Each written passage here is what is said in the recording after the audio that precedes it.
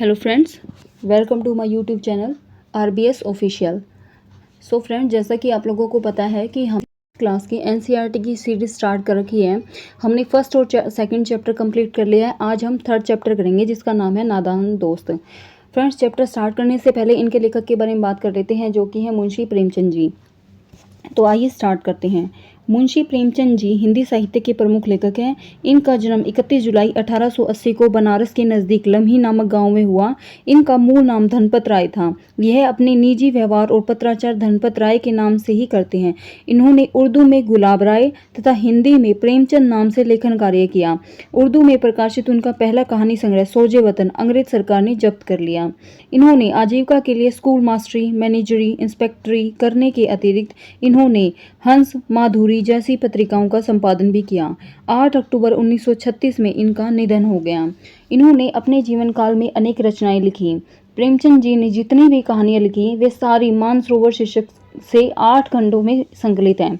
उनके प्रमुख उपन्यास हैं गोदान, गबन, सेवा सदन, प्रेमाश्रम, निर्मला, रंगभूमि, कर्म भूमि, प्रतिज्ञा, कायाकल्प और मंगलसूत्र। मंगलसूत्र जो उनका उपन्यास है ये अपूर्ण है। अब इनकी प्रमुख जो कहानियां हैं, मेन जो कहानियां वो कौन सी हैं? सवा सेर गेहूं, पूस की रात, प्रेम 25, इस तरह से। ठीक है फ्रेंड्स, हमने जो मेन इंपॉर्टेंट बातें थी वो मुंशी प्रेमचंद जी के बारे में पढ़ ली हैं। अब हम चैप्टर स्टार्ट करते हैं, जो कि है हमारा नादान दोस्त। अब देखो स्टार्ट करते हैं। केशव के घर पर कार्निस के ऊपर एक चिड़िया ने अंडे दिए थे। कार्निस किसको बोला है? कि दीवार के ऊपर का आगे बढ़ा हुआ भाग, जैसे दीवार के ऊपर या फिर जैसे खिड़की के ऊपर हम आगे छज्जा सा निकाल लेते हैं ना, तो उसको ही क्या कार्निस बोला है। तो केशव और उसकी बहन श्यामा दोनों बड़े ही ध्यान से चिड़िया को वहां आते जाते देखा करते। सवेरे दोनों आंखें मलते कार्निस के सामने पहुंच जाते और चिड़िया दोनों वहां पर बैठा पाते। उनको देखने में दोनों बच्चों को न मालूम क्या मजा मिलता। दूध और जलेबी की सुध भी नहीं रहती थी। मतलब कि उनको ही देखते रहते थे कि वो चिड़िया आते हैं और वहां पे अंडे भी थे। ठीक है, तो दोनों के दिल में तरह तरह के सवाल उठते कि अंडे कितने बड़े होंगे। अगर उन्होंने अंडे दे रखे हैं तो वो कितने बड़े होंगे, किस रंग के होंगे, कितने होंगे, क्या खाते होंगे। उनको ये नहीं पता था कि अंडे कुछ नहीं खाते हैं। तो वो मतलब अपने मन में उनके सवाल उमड़ते रहते। उनमें से किस तरह बच्चे निकल आएंगे, बच्चों के पर कैसे होंगे, घोंसला कैसे निकलेगा, मतलब कि घोंसला कैसा है। लेकिन इन बातों का जवाब देने वाला कोई नहीं। न अम्मा को घर के काम धंधों से फुर्सत थी, न बाबूजी को पढ़ने लिखने से। दोनों बच्चे आपस में ही सवाल जवाब करके अपने दिल को तसल्ली दे दिया करते थे। श्यामा कहती, क्यों भैया, बच्चे निकल कर फुर्स से उड़ जाएंगे। केशव विद्वानों जैसे गर्व से कहता कि नहीं दी पगली, पहले पर निकलेंगे, बिना पैरों के कैसे उड़ेंगे, बिना परों के कैसे उड़ेंगे वो। फिर श्यामा, बच्चों को क्या खिलाएगी बेचारी। अब केशव इस पेचीदा सवाल का जवाब कुछ न दे सकता था। इस तरह 3-4 दिन गुजर गए। दोनों बच्चों की जिज्ञासा जो है दिन ब दिन बढ़ती जाती थी। अंडों को देखने के लिए वह अधीर हो उठे। उन्होंने अनुमान लगाया कि अब जरूर बच्चे निकल आए होंगे। बच्चों के चारे का सवाल अब उनके सामने आ खड़ा हुआ था। अब देखो, चिड़िया बेचारी इतना दाना कहाँ पाएगी कि सारे बच्चों का पेट भरे, कि इतना दाना कहाँ से ला पाएगी चिड़िया बेचारी कि उनके जो जितने भी अंडे हों उनका सबका पेट भर सके। गरीब बच्चे भूख के मारे चू चू करके मर जाएंगे। ये कौन सोचता है? ये वही सोचते हैं श्यामा और केशव। इस मुसीबत का अंदाजा करके दोनों घबरा उठे। दोनों ने फैसला लिया कि कार्निस पर थोड़ा सा दाना रख दिया जाए। अब दोनों ने सोचा कि इनके लिए ना हम कार्निस पर है ना दाना रख देंगे। श्यामा खुश होकर बोली, तब तो चिड़ियों के चारे के लिए कहीं उड़कर जाने की जरूरत नहीं होगी। चिड़िया जो है उनको चारे के लिए कहीं उड़कर जाने की जरूरत नहीं होगी। चारा क्या होता है भाई? वो खाने की जो दाना होता है ना, उसको ये चारा बोलते हैं। तो केशव बोलता है, नहीं, तब क्यों जाएंगी। श्यामा, क्यों भैया, बच्चे को धूप नहीं लगती होगी। केशव का ध्यान जो है वो तकलीफ कोई और न गया था। बोला, जरूर तकलीफ हो रही होगी। प्यास के मारे तड़पते होंगे, ऊपर छाया भी तो नहीं। आखिर यही फैसला हुआ कि घोंसले के ऊपर कपड़े की छत बना देनी चाहिए। दोनों ने सोचा कि भाई वो धूप में मरते होंगे, उन बच्चों को भी धूप लगती होगी और उन चिड़िया को भी धूप लगती होगी। तो उन्होंने फिर क्या फैसला लिया कि भाई हम क्या करेंगे, हम वहाँ पे कपड़े की छत बना देंगे। पानी की प्याली और थोड़े से चावल रख देने का प्रस्ताव भी स्वीकृत हुआ कि वहाँ पे है ना उनके लिए खाने के लिए, दाने के लिए, तो खाने के लिए भी उनके लिए दाना रख देंगे, चावल रख देंगे, पानी की प्याली रख देंगे जिसमें पानी डाल के रखेंगे वो। ठीक है, दोनों बच्चे बड़े चाव से काम करने लगे। ठीक है, श्यामा माँ की आंख बचाकर मटके से चावल निकाल लाई। आंख बचाकर मतलब नजरों से बचकर, माँ की नजरों से बच के क्या किया, मटके से चावल निकाल लाई। केशव ने पत्थर की प्याली का तेल चुपके से जमीन पर गिरा दिया और खूब साफ करके उसमें पानी भरा। अब चांदनी के लिए कपड़ा कहाँ से लाई? फिर ऊपर बगैर छड़ियों के कपड़ा ठहरेगा कैसे? कि जब तक भाई कपड़ा कहाँ से लाएंगे, और कपड़ा ले भी आएंगे तो भाई उसको अटकाएंगे कैसे जिससे वो धूप ना आए? तो और छड़ियाँ खड़ी कैसे होंगी, और छड़ियाँ आ भी जाएंगी तो उनको खड़ी कैसे करेंगे? तो यही सारे सवाल उनके मन में थे। केशव बड़ी देर तक इस उधेड़-बुन में रहा। आखिरकार उसने यह मुश्किल भी हल कर दी। श्यामा से बोला, जाकर कूड़ा फेंकने वाली टोकरी उठा लो, अम्मा जी का मतलब अम्मा जी को मत दिखाना। फिर श्यामा, वह तो बच्ची से फटी हुई है, वह तो बीच से फटी हुई है, उसमें से धूप न जाएगी। मतलब कि वो जो कपड़ा था वो बोल रहा है कि कूड़ा फेंकने वाली टोकरी उठा लाओ, अम्मा जी को मत दिखाना। फिर श्यामा कहती है कि वह तो बीच से फटी हुई है, उसमें से धूप न जाएगी, उसमें से धूप नहीं जाएगी, वो तो बीच से फटी हुई, उसमें से धूप वैसे की वैसी आएगी। केशव ने झुंझला कर कहा, तो टोकरी तो ला, मैं उसका सुराख बंद करने की कोई हिकमत निकालूंगा। हिकमत मीन्स कोई उपाय करना, कोई युक्ति निकालना। तो हिकमत क्या होता है? उपाय करना, युक्ति निकालना। तो तू लेके तो आ, मैं उसके बंद करने का कोई ना कोई उपाय निकाल लूँगा। ठीक है, अब देखो, श्यामा जो है दौड़ कर टोकरी उठा लाई। केशव ने उसके सुराख में थोड़ा सा कागज ठूंस दिया और तब टोकरी की एक टहनी से टिका कर बोला, देख, ऐसे ही घोंसले पर उसकी आड़ कर दूंगा, तब कैसे डूब जाएगी। श्यामा ने दिल में सोचा, भैया कितने चालाक हैं। गर्मी के दिन थे, बाबूजी दफ्तर गए हुए थे, अम्मा दोनों बच्चों के कमरे में सुलाकर खुद सो गई, दोनों बच्चों को कमरों में सुलाकर खुद सो गई थी। लेकिन बच्चों की आंखों में आज नींद कहाँ, क्योंकि उन्होंने तो चिड़िया के लिए धूप का भी वो किया था, उनके अंडे को भी देखा था, तो उनके आंखों में नींद कहाँ थी। अम्मा जी को बहलाने के लिए दोनों दम रोके आंख बंद किए मौके का इंतजार कर रहे थे। ज्यों ही मालूम हुआ कि अम्मा जी अच्छी तरह से सो गई, दोनों चुपके से उठे और बहुत धीरे से दरवाजे की सिटकनी मीन्स जो कुंडी होती है ना, उसको खोलकर बाहर निकल आई। अंडों की हिफाजत की तैयारियां होने लगी। केशव कमरे से एक स्टूल उठा लाया, लेकिन जब उससे काम न चला तो नहाने की चौकी लाकर स्टूल के नीचे रख दी और डरते डरते स्टूल पर चढ़ा। श्यामा दोनों हाथों से स्टूल पकड़े हुए। अब श्यामा क्या कर रही थी, जब जो केशव था वो तो स्टूल पे चढ़ गया था, अब श्यामा दोनों हाथों से स्टूल को पकड़े हुए थी। स्टूल चारों टांगे बराबर न होने के कारण जिस तरफ ज़्यादा दबाव पाता था और जरा सा हिल जाता था। उस वक्त केशव को कितनी तकलीफ उठानी पड़ती थी यह उसी का दिल जानता था। दोनों हाथों से कार्निस पकड़ लेता और श्यामा को दबी सी आवाज़ में डांटता, अच्छी तरह पकड़। क्योंकि श्यामा है ना, श्यामा का ध्यान किस में था भाई, श्यामा का ध्यान उन अंडों की तरफ था। ठीक है, तो वो उसको अच्छे तरीके से नहीं पकड़ पा रही थी, तो वो कहता है कि अच्छी तरह से पकड़ वरना उतर कर मारूंगा। मगर बेचारी श्यामा का दिल तो ऊपर कार्निस पर था, बार बार उसका ध्यान उधर चला जाता और हाथ क्या उसके ढीले पड़ जाते।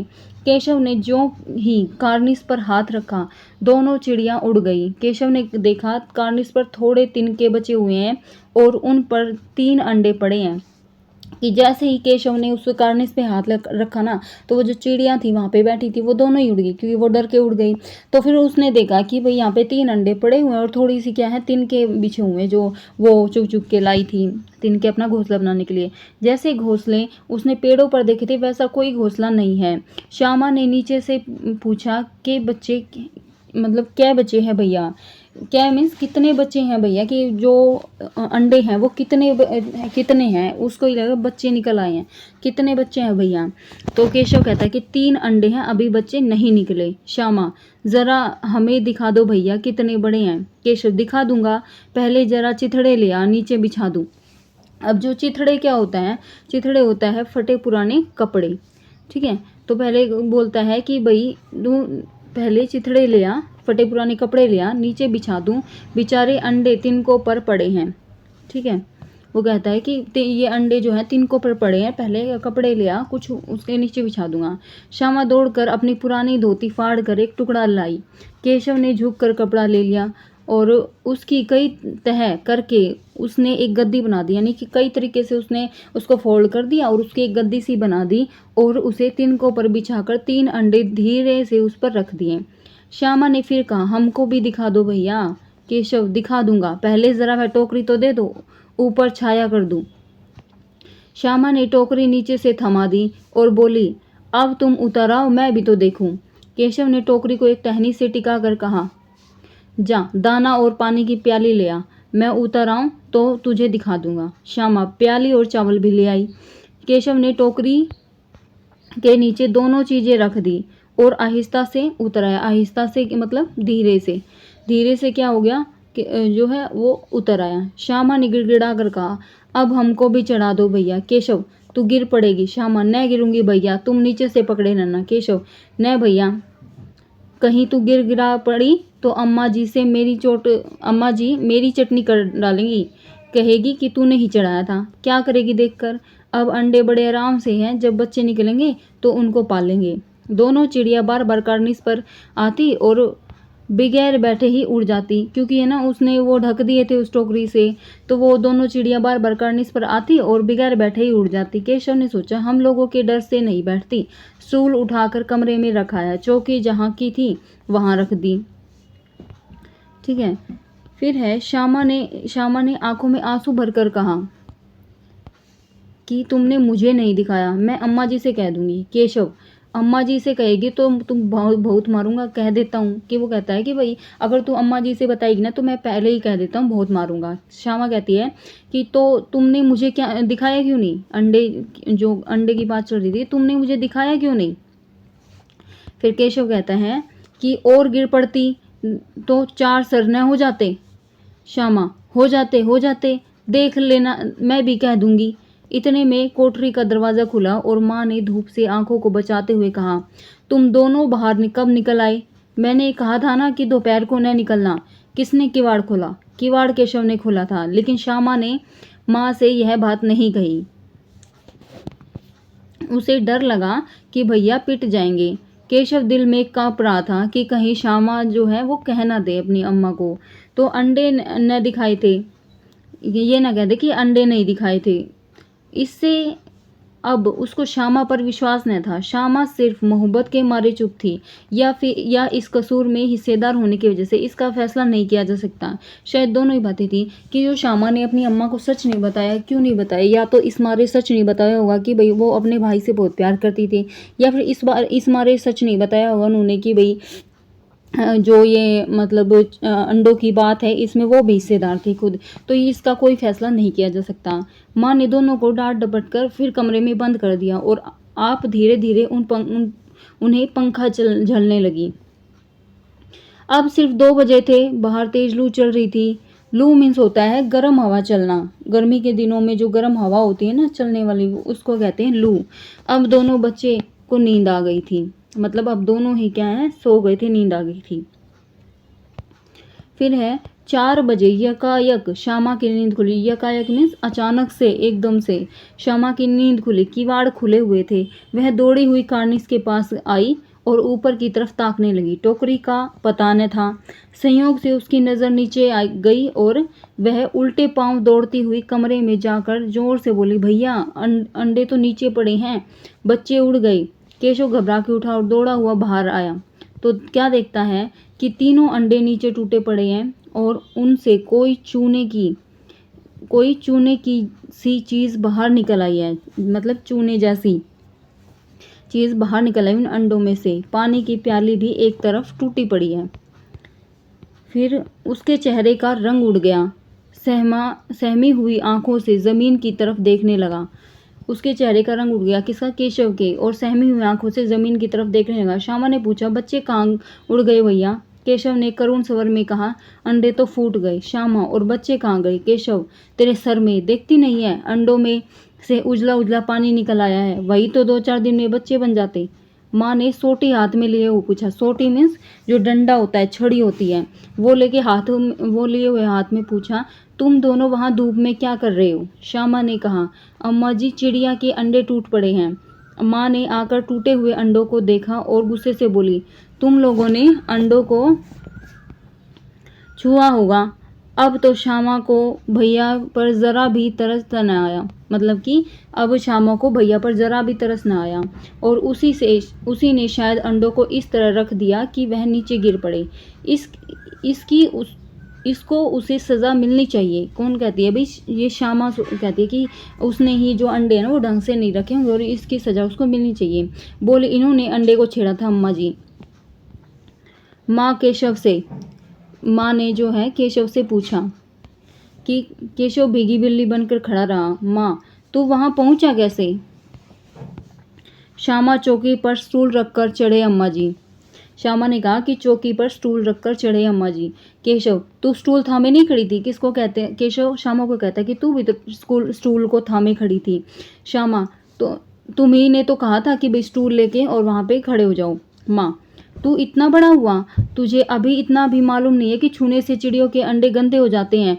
चिड़िया फिर उन्हें नहीं सेती, यानी कि सेती में सेकना, कि भाई जब चिड़िया अपने अंडों को सेक के उनको वो करती है ना, तो फिर जब कोई हाथ लगा देता है तो फिर चिड़िया है ना उन अंडों से दूर हो जाती है। श्यामा ने डरते डरते पूछा, तो क्या चिड़िया ने अंडा गिरा दिया है अम्मा जी? माँ, और क्या करती? केशव के सिर इसका पाप पड़ेगा। हाय हाय, 3 जाने ले ली दुष्ट ने।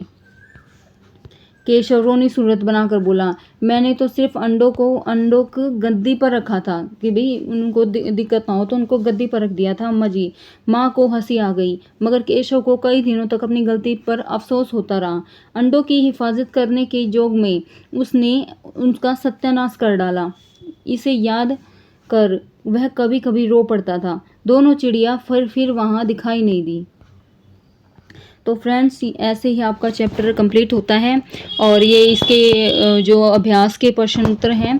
और फ्रेंड्स, नेक्स्ट वीडियो में मैं आपके ये क्वेश्चन आंसर कंप्लीट करवाऊंगी इसी चैप्टर के। तो फ्रेंड्स, अगर आपको वीडियो अच्छी लगी है तो चैनल को सब्सक्राइब कर लेना, वीडियो को लाइक कर देना और ऐसे ही वीडियो के लिए और अपने फ्रेंड्स के पास ये वीडियो जो है आप शेयर भी कर सकते हैं। और अगर आपको ऐसी ही वीडियो चाहिए तो चैनल को सब्सक्राइब कीजिएगा। Thank you, friends.